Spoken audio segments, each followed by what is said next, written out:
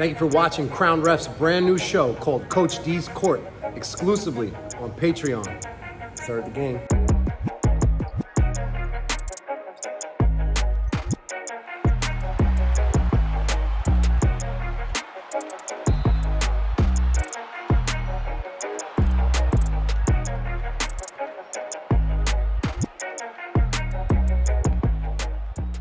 And welcome to episode 1 of Coach D's Court. I am your host, Paul Diaspera, aka Coach D.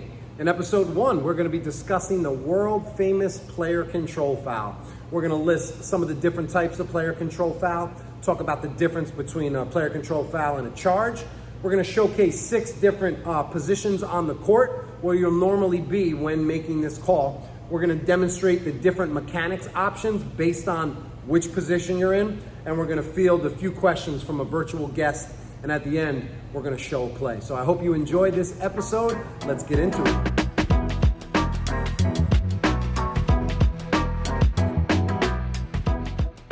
So first, let's define what a player control foul is. Player control foul is a common foul committed by a player when he or she is in control of the ball or an airborne shooter. Okay, so this commonly occurs when A1 is either dribbling in the open court or towards the basket, or when A1 is an airborne shooter. So one of the most common player control fouls is the push-off or ward-off. That's when A1 is using his opposite hand or arm or forearm to push off the defender to create that illegal contact and create that separation in space for them to get into their shot or their drive. Just one thing to note on the push-off. A lot of times plays have elements of a foul. That means my off arm, okay, it slightly pushed, but it has to extend and it has to create displacement and illegal contact. So just because my arm extended and I made contact with the defender, we still need to see that illegal contact in order to have a foul.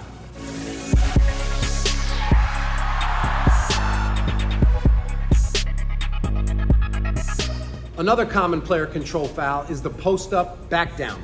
Now, I grew up in the 90s and there was a lot of posting up going on, a lot of plays happening in the paint, a lot of contact. And a common play was A1 gets the ball in the post and he's backing down his shoulder, right? He's dropping his shoulder into B1. And that was legal for a long time.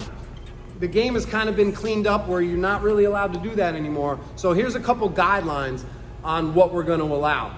We're not going to allow somebody to just come in and drop their shoulder and displace the defender without putting a whistle on it. Okay? So what I like to do is I'll give them one of these as long as it's not illegal contact. So you get one. But the second time you pound your shoulder into an offensive player, we're going the other way. This used to be a legal move where you're just dropping your shoulder, and then you create the space you want. Hook shot, right? No longer legal. So give them one, unless it's illegal contact. By the second time, we're punching or going behind the head with the point.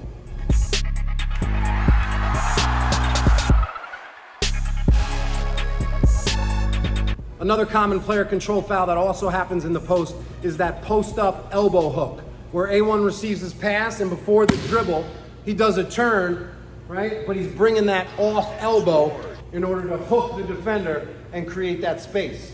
Or it could occur as A1 receives the pass, starts their dribble, and then uses that hook to kind of wrap the defender into creating wide open space for them and an unfair advantage. So we want to call that a foul as well.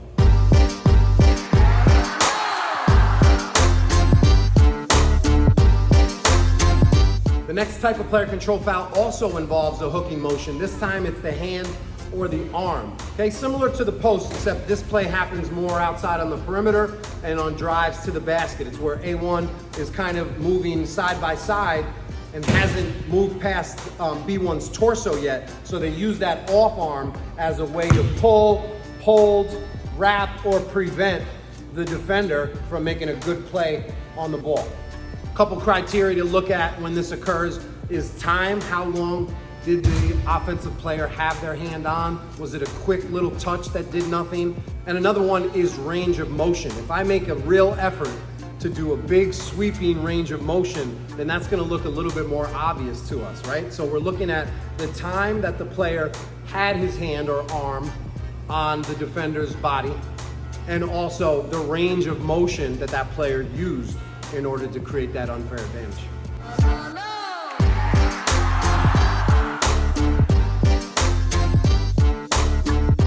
The next example we have is the lowering of the shoulder by A1. Not exactly the same one we talked about in the post-up back down. This usually occurs out on the perimeter or on drives to the basket when the offensive player is facing the defender. So we're looking for that offensive player to make like a dedicated effort in dropping the shoulder, making sure it's not a normal basketball move. Because in a normal basketball move, I'm going up towards the basket. I'm not dropping my shoulder down. So that's something to look for with that play.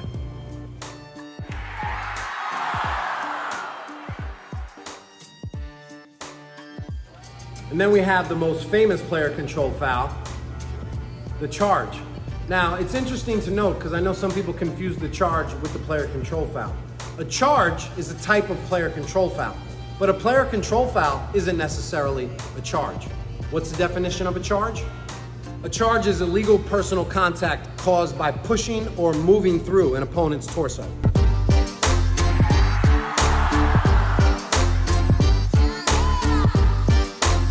Okay, now we're gonna look at the 6 different positions on the court that you'll be the next time you call a player control foul, or any foul for that matter. You say, Coach D, what do you mean 6 different positions? There's only 3 in a 3-person game. Well, there's 3 on each side, and I'm speaking about the half court. We have the trail on the left side. We have the center on the left side. We have the lead on the left side. Same 3 positions on the opposite. We have lead on the right side. We have center on the right side. And we have trail on the right side. And it's interesting to note because we're standing in different positions, different body positions when we're in these 6 different spots, right? So our body's gonna move a little bit differently when making that whistle. We're gonna move a little bit differently in lead than we will in trail. So I'm gonna show examples of the 6 different ways to make a player control foul.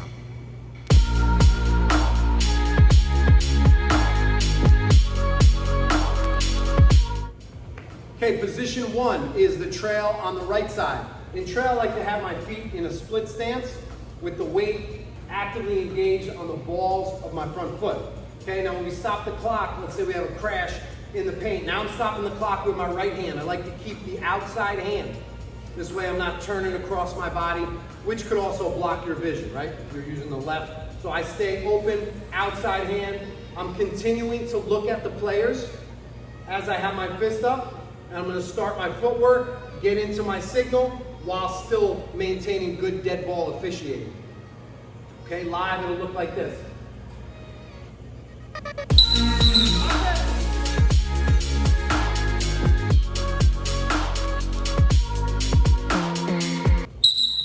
Offense! And I like to hold it an extra second. You don't have to hold it that long, but to just pop the arm out, keep it for an extra second shows an additional layer of strength. Another option we have, I just stopped the clock with my right, I went behind the head with my left, and I pointed with my right. Different sequence, I could stop the clock with my right, go behind the head with my right, and point with my left while still looking at the play. It's very important we don't turn our head, because then we lose that court presence, and you never know if a player's going to get up and react, or they may get in each other's face. So second option is offense. Not as comfortable as the first option. So I would recommend going with option 1, but you still have that. You can play around with it and make it work for you. Position 2 is the center on the right side. Very similar to the trail on the right side. Only difference is in trail, we're going to be turned facing the basket, like I said, with the weight on our front foot. In center, we're more straight. Our hips are a little bit more open, so there's a little bit less turning to do. So let's run through a few options. We have crash occurs. Right hand to left hand. So it's right into the left point. And I went behind the head with my right hand. Okay? Option 2, it's right behind the head with the left to the right point. Offense! Okay? Just be careful that that behind the head signal isn't blocking the players, as it almost did for me there. So I might want to stay with my right, stay open this way. And then we have those same options when I stop the clock with my left hand. So crash occurs in the paint. Offense! go with the left hand. I stay nice and open, and it's a pretty simple transition to go left hand behind the head into my point. And then, of course, we have left into the right behind the head. Offense! Notice how I stopped it with my left, and as I transition to my head, my arm almost swings right into my point. So full speed, it's boop, boop, boop, boop, boop, boop. All right, and it was a pretty good transition swinging into that point. So try a few of these, play around with them, see if they work for you. Hopefully it does. The most common position we're probably gonna call a charge in is usually the lead position, because the charge normally occurs in the paint on drives to the basket, all right? One thing to note about standing in the lead position, I notice a lot of officials that are very far back from the baseline. I feel like when we go too far back, we lose that connectivity to the play, and we lose that feel for the contact that's occurring. If you're too far away, you just don't have a sense of what the contact did. Now, I'm not telling you to stand on the court or on the line, and I know this answer is gonna vary for each official based on your size and your height, right? Not everybody's gonna be in the exact same position because we're all different shapes and sizes. So I would recommend standing pretty darn close to the line to just have a better feel of the contact that's going on in the paint. Now, of course, you have to position adjust wide, deep, shallow, to the left, to the right, based on where the play is going, right? If it's a rebounding play, or you need to get wider on the drive because A1's now in the corner, there's many position adjustments we have to make. But I just think for our starting point, we shouldn't be in the third row of the arena, right? We should be probably a step or two behind the end line. Let's get into a few different options of the player control foul in lead. Offense! Option one, right, left, right. Looks like this. Offense! So it was right behind the head into my point. Option two is right, right, left. Looks like this. Offense. Or offense. Notice the difference there. My first point, I led with my opposite foot. Didn't necessarily feel as strong. The second time I led with my strong foot, and I was able to kind of sync up my front foot and my left hand. You know, it felt a little bit more in sync. So I would recommend using that. Another one is if we stop the clock with the left hand. Now, normally, if I'm on the right side, majority of the times, I'm just gonna stop it with the right hand. But I notice that sometimes it does occur. And again, it's not a conscious decision. Foul happens, my hand goes up. Sometimes I don't get to choose which one goes up. It just goes up based on muscle memory. So if we do call it from the left, it'll look like this. Left, right, left is one option. Offense. All right, so that was left, right, left. Next one is gonna be left, left, right. Offense. I wanna also start saying offensive foul and offensive to go along with just offense. Just another way to communicate a player control foul, offensive foul. Let's go to the left side of the court. All right, now we're on the left side of the paint. Gonna present similar options. Again, I wanna try to stop the clock with my left fist normally when I'm on the left side. So again, left, left, right is one option. Left, right, left is another option, and then those same series on the other side. Right, left, right, right, right, left. Full speed, here you go. Offensive. Offensive. Offense. Offense. Okay, now we have a player control foul, and on the left side of the court, just want to show you what it looks like from this angle. You have a crash happening in the paint. I'm going to try to stop the clock with my outside hand, which is my left. Offense. Notice the little footwork, right? Notice the sliding of the feet. Don't just stay planted, don't just stay flat foot and go boop.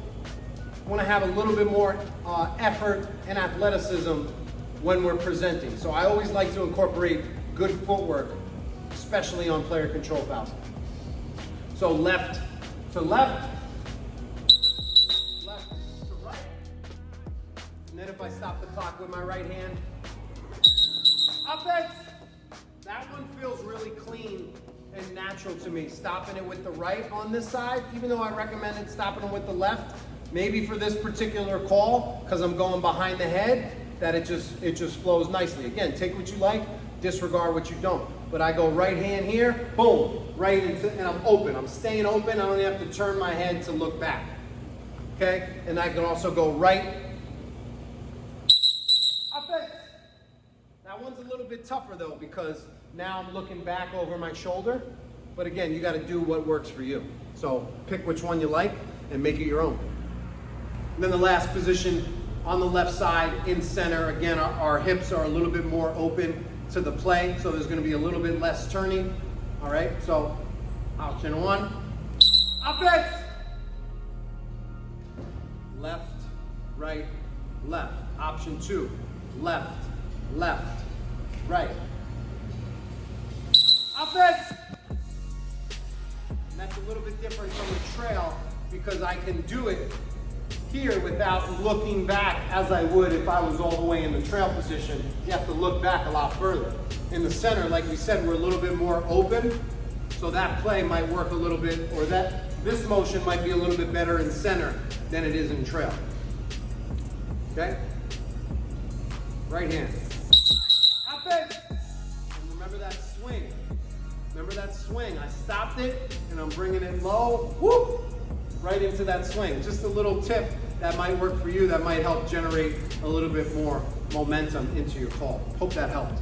I like to present a lot of options with my signals and have like a catalog. Now, the NCAA has eliminated the punch, right, for player control fouls. So I want everyone to use the behind the head technique. If you would have saw me in 2019, I would have given you 30 different options. I just gave you 6. It would have been 30 because we have the punch, the point, and then we can vary it based on which hand we stop the clock with. I don't want to go too deep into that because that's irrelevant and now has been antiquated. So let's try to go behind the head when we're calling a player control foul. All right, this is the part of the show where we answer some audience questions. Today's submission is from Christian Cotard. Christian, thanks for joining us. What do you got? Hey guys, Christian Cotard here, a 5-year basketball official out of Atlanta, Georgia. My first question is, what is the proper mechanics for a push-off foul by the ball handler? Serve the game. Thanks for the question. So on push-off fouls, we're going to use any of the options that I demonstrated. I tried to give you different looks based on the positioning and location where you are on the court and then how you stop the clock, because we don't always control how we stop the clock, at least I don't. So we're not going to do anything different for a push-off foul. It's still a player control signal. One important thing to note though is, let's say we have a push-off foul and you might be the only person in the gym that might see this particular illegal action. And you're 100% that it's illegal contact. I'm not telling you to make up a phantom. But let's say you're the only one that kind of saw the illegal action that they did. I do like to show it on the spot. For instance, the other day I had a wrap play or a hook play where I called it after I did my player control foul here. Boom, immediately on the spot, I showed what he did. I showed everybody what he did. I did it about once or twice. So that might be something that you might want to implement. Again, I don't like adding excess signals, but sometimes it's a great way to narrate what happened. What's your next question? Is an illegal screen a player control foul? No, an illegal screen is a team control foul. There's 2 types of offensive fouls. We have player control foul, team control foul. We talked a lot today about the player control foul and the different types, from the push-off to the ward-off to the offensive back down to the hook to our classic charge. Now, team control, under team control, we have illegal screens, right? We have push-offs in the post. We have holds and grabs away from the ball. So those are just a couple examples of team control fouls. But they are all under the umbrella of offensive fouls, right? Player control, team control, but let's not mix up the 2. Interesting thing to note here, a player control foul occurs when A1 creates illegal contact to B1 or B2, meaning that A1 is in control or possession of the ball. Team control foul is usually committed by A2, A3, A4, or A5. Because if it was occurred by A1, then we would have a player control foul. So let's not mix the two up. Question number 3, what do you got? Is the player control foul mechanics just simpler if you use one arm or hand? You know, that's really a matter of preference. You know, maybe on paper, is it more simple to just use one hand? Possibly. But again, it's up to that official and what they feel most comfortable and whatever they need to do to present their best option. I'll just give you a little bit of feedback or observation on my part. In the 9 or 10 years I've been officiating, I've probably only seen 3 times a referee stop with one hand, go behind with the same hand, and point with the same hand. Very rarely seen it. And the 3 times I did see it, it looked a little awkward. I don't think a lot of officials do this because we lack that generation of momentum when we just stay with one hand, right? There's just no rhythm to it. Now, I'm sure if we practice it, we can make this look great. Boop, boop, boop, boop, offense. You know, I might just start using that now because no one else does. That might be a good idea. But, you know, previous to me just doing it now, it's always felt a little bit strange. It's going to take me some time to build up that muscle memory to where I go all the same hand, because I've been doing it the other way that I've demonstrated for over 6 or 7 years, you know? So you got to go with what works best for you. I would say, Christian, try them all out and see which one you like the best. Now you have one more question for us. What do you have? On a player control foul during a bonus situation, no free throws are tried. True. Anytime we have a player or team control foul, we are not shooting on the other end, regardless if we're in the bonus. So it's very important. That's not a rule that we can mess up. We have an offensive foul, player control, or team control. We're not going to shoot free throws. Now, interesting thing to note, we may have an offensive foul where A1's driving to the basket and does a little hook that hits B1 in the face, right? And now the officials rule that that's now an intentional foul. In high school or in college, it would be a flagrant 1. Now we're going to shoot because it's not a player control foul. It's an intentional or flagrant 1. It came in the form of an offensive player, you know, hitting the player to the face or the head, but now it's been upgraded. It's no longer a player control foul. It's just an intentional or flagrant 1. So that is one example of when we would shoot, but again, not a player or team control foul. So we're shooting on all intentional or flagrant 1 fouls. It's going to be 2 shots and the ball at the spot of the foul.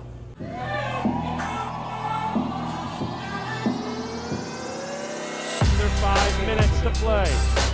Walsh, a one-man wrecking crew right now, is Bristow high flying, and they're going to get him for an offensive as Matan Zucker sacrifices his body. Spoken about it before, Bristow, he is a nice new piece for this US MMA team, showing his athleticism there. All right, let's take a second look at this play. As you can see, pretty difficult, it's very close. My main criteria here was, does B1 establish and maintain a legal guarding position before A1 becomes an airborne shooter? I think that's the main criteria and the equation to getting this play correct. And I'm sure a lot of officials would have a block on this play too, because I do think it's very close and it's tough to tell with 1,000% certainty if B1 is still moving when A1 is in the air. Ultimately, I went with a player control foul because I thought he was legal. But as you can see here is, you know, what we're looking at. He's still on the floor. A1's still on the floor. And B1 does do a little bit of a slight movement to the left, but I think both his feet are planted. And I just think, you know, he's not moving any more to the left with his feet. He's grounded. He's legal. And then he takes it right in the chest. So that's why I had a player control foul. Hope you enjoyed this episode, and I would love to hear feedback on the Discord channel, what you would like to see for episode 2 of Coach D's Court. And do me one last favor before you go. Have a great rest of your day.